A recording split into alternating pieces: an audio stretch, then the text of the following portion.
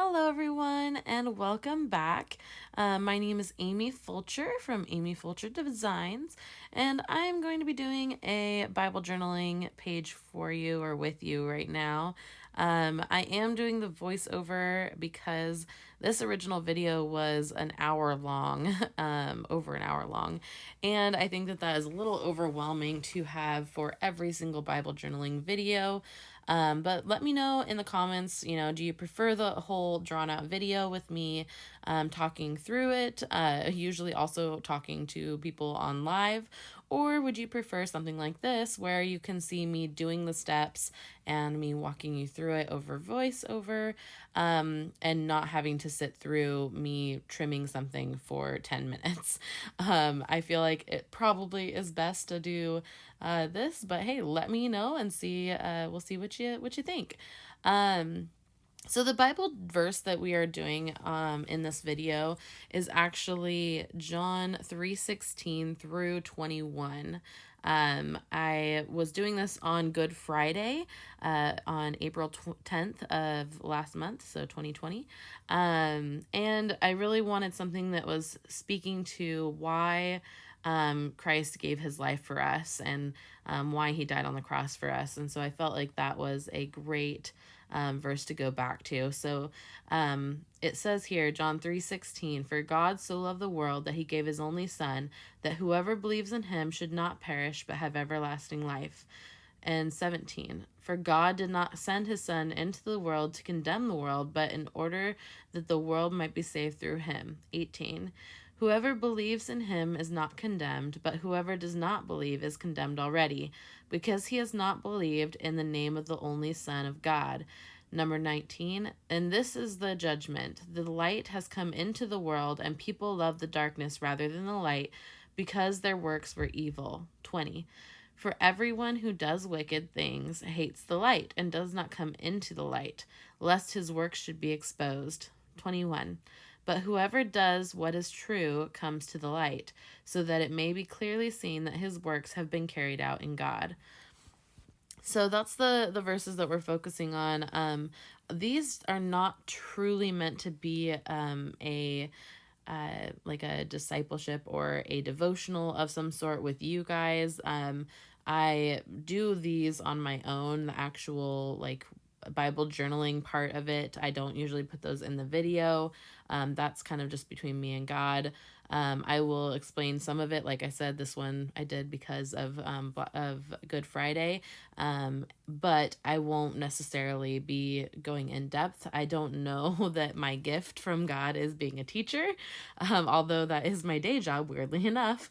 But well, a trainer, not a teacher. But I do think that he has given me some talents in artistic ability, and that is where my heart is in creativity and sharing that creativity with others. So these videos are mostly to kind of show you just some examples of how you can do Bible journaling. There are so many different ways to do it. So I just wanted to, share my way and see if anybody wanted more information. Going forward, when I am videotaping new videos, I will be doing them in the side-by-side format so that's not up and down. These, I just wasn't really planning on putting these on YouTube. That was not my intention when I first started doing the Bible journaling. My intention was to focus on Bible verses that talked about getting rid of fear, because we are going through this time where everybody is so afraid because of the coronavirus, the COVID-19, Rona, whatever you want to call it. I really just wanted to find a way to express, the faith and the desire to not fear this. Oh, by the way, before anybody comes at me for that credit card, that is not, well, for one, it's not a credit card, it's a debit card. For two, it's an expired, old, completely shut down account. There is no longer an account attached to it. It's just a hunk of plastic now. I use that when I am gessoing a page sometimes. But it was for an HSA account that I had a long, long time ago, like probably close to 7 or 8 years ago. So don't come at me with, hey, don't put your credit card online. It's not my credit card. It's not my debit card. It's not valid. It's totally fine. Yeah, so I just thought I'd put that in there. Sorry. And I don't know where I was at before this, so it's all good. This is just, again, it's just to kind of show people, what are some of the ways that you can express your faith through your Bible journaling.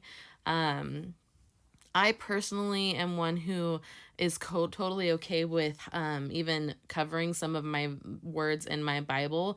This Bible is meant for my journaling. It is meant for me expressing my faith and my relationship with Christ through my art. It is not meant for like in-depth Bible study or anything like that. My Bible study is done in my regular Bible or on my phone in the YouVersion app.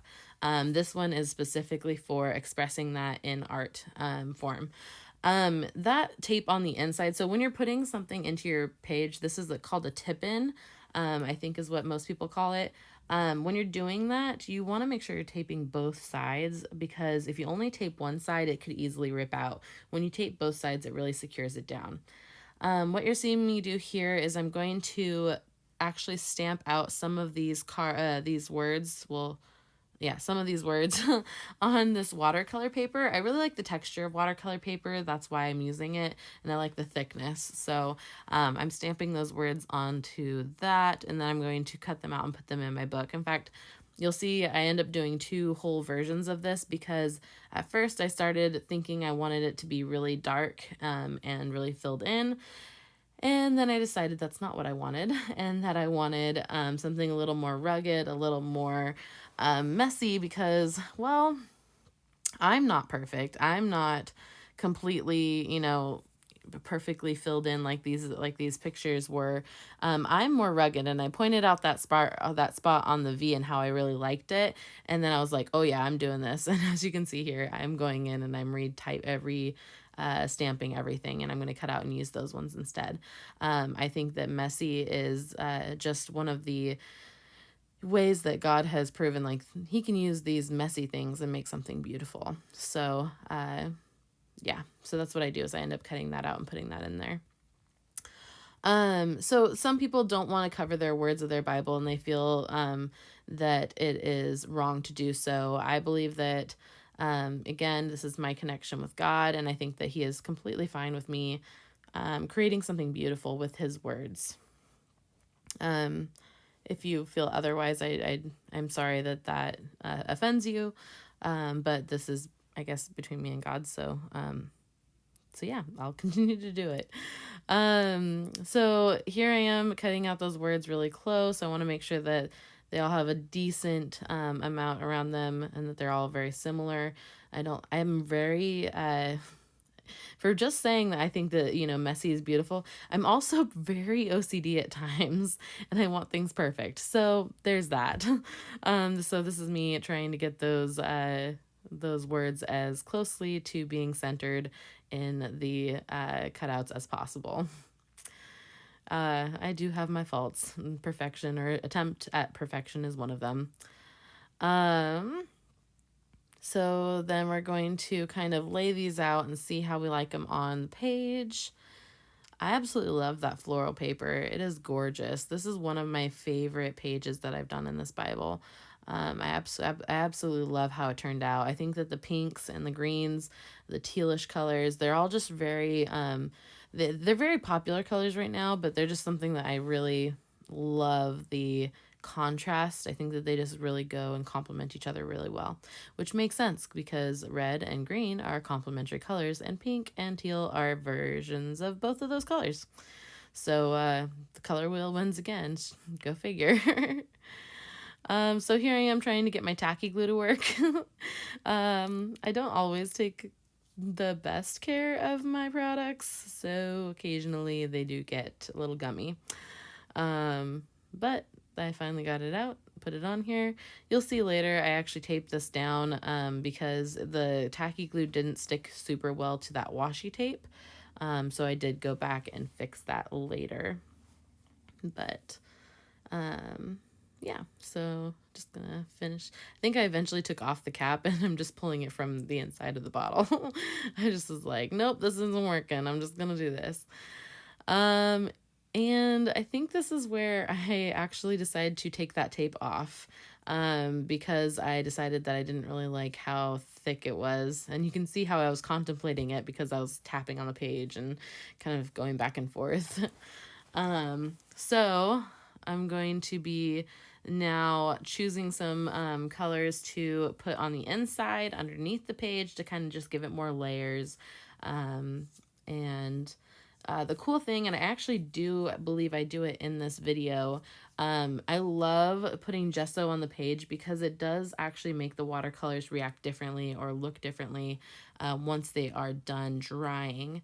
And it really allows you to pull that back up. Whatever color you put down on the page, you can actually pull it off the page once it's already dry, which I think is super, super cool.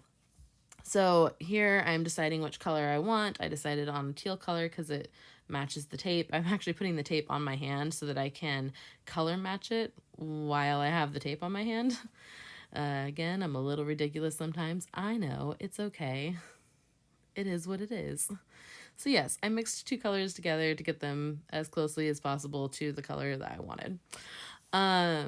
Karatake, which is the name of the watercolors I'm using, they're actually really good. I really do enjoy them. They're not necessarily my favorite, but they are really, really good watercolors. If you were to, if you wanted to know what my favorite was, I would definitely say that Daniel Smith is my favorite so far. I got to use some of those because the company By the Well for God actually gives samples of Daniel Smith in their devotional, their Bible journaling devotional kits. So that is by far my favorite, but they're also really expensive, so I don't buy them.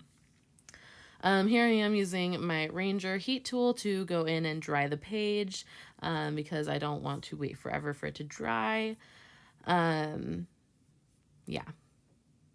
Oh, as I was saying, watercolors on gesso. So they pool a little bit differently than they do on regular watercolor paper. On watercolor paper, they tend to slowly sink into the paper, and that's what they look like that right there.